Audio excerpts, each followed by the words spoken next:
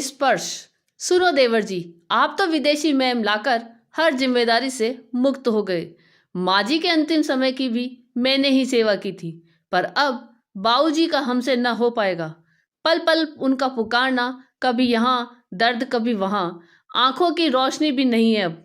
आपके भैया तो सुबह निकल जाते हैं और देर शाम आते हैं। बच्चे पढ़ाई में लगे रहते हैं। मैं अकेले कैसे संभालती हूँ, सब मुझे ही पता है।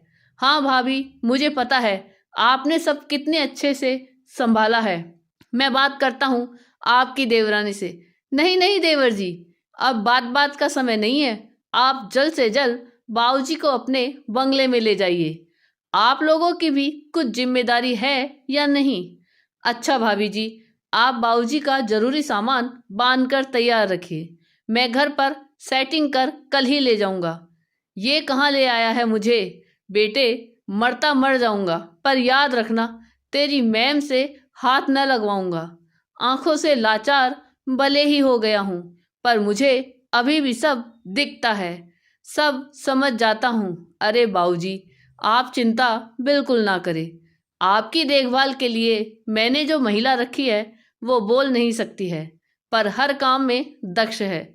बहुत अच्छे अस्पताल में नौकरी करती थी, परंतु कुछ विवशताओं के कारण उन्होंने अपना परिवार खो दिया और आवाज भी। अब ऐसे ही सेवा देकर अपना जीवन यापन कर रही है। आपकी छोटी बहू कुछ दिनों के लिए ऑफिस के काम से दूसरे शहर गई है। उसके वापस आने तक तो आपका आंखों का इलाज भी हो जाएगा, और अगर आप वापस भैया भाभी के पास जाना चाहोगे तो वो भी हो जाएगा। तो ठीक है, कब है मेरा ऑपरेशन? बाबूजी, कल ही डॉक्टर से बात कर कर आपको बताता हूँ। ठीक है बेटा। अरे बेटा तो ऑफिस के लिए चला गया, मुझे इनका नाम भी बताकर नहीं गया। कैसे पुकारूं अब इनको? बेटी, तुरंत ही एक हाथ ने उनके चरण स्पर्श किए। खुश रहो खुश रहो। बेटा, ऑफिस जाने से पहले तुम्हारा नाम बताना तो भूल ही गया, और तुम बोल ना पाओगी। आज से मैं तुम्हें बेटी कहकर ही बुलाऊंगा, ठीक है ना? महिला ने बाबूजी के दोनों हाथ अपने सिर पर रख कर सहमति दी। अब तो बेटी बाबूजी का गजब ही रिश्ता बन गया। बाबूजी के कुछ भी मांगने से पहले सब समय से हाजिर रहता। बाबूजी भी उसको अपनी बेटी मानकर उससे बातें करने लगे। हफ्ते भर बाद आंखों का ऑपरेशन भी हो गया। बाबूजी पट्टी खुलने पर सबसे पहले अपनी बेटी को ही देखना चाहते थे। मन के तार जो जुड़ गए थे, पर बेटे ने बताया कि अब वो महिला किसी दूसरे की सेवा में लग गई है और उसने पिताजी की सेवा के लिए ऑफिस से छुट्टी ले ली है।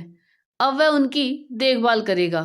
बाबूजी निराश हो गए और जिद की कि भले 5 मिनट के लिए ही सही, पर मेरी बेटी को ले आओ। बेटे ने बहुत समझाया, पर वे न माने। बेटा बोला, ठीक है, लेकर आता हूँ। वह चिंतित हो चला जाता है।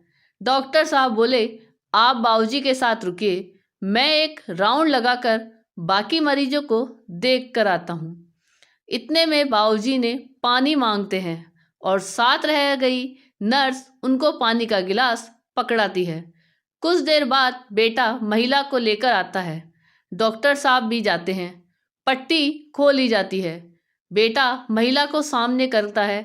बाबूजी उसका हाथ अपने हाथ में लेकर बहुत प्यार से कहते हैं कि बेटी, तुम बहुत प्यारी हो, पर तुम वो नहीं हो।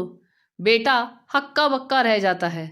बाबूजी पास खड़ी नर्स को पास बुलाते हैं और उसके दोनों हाथ अपनी आंखों पर रखकर कहते हैं, बे, मेरी आंखों की रोशनी ही नहीं, मेरे नजरिए को भी ठीक करने के लिए तुम्हारा शुक्रगुजार है।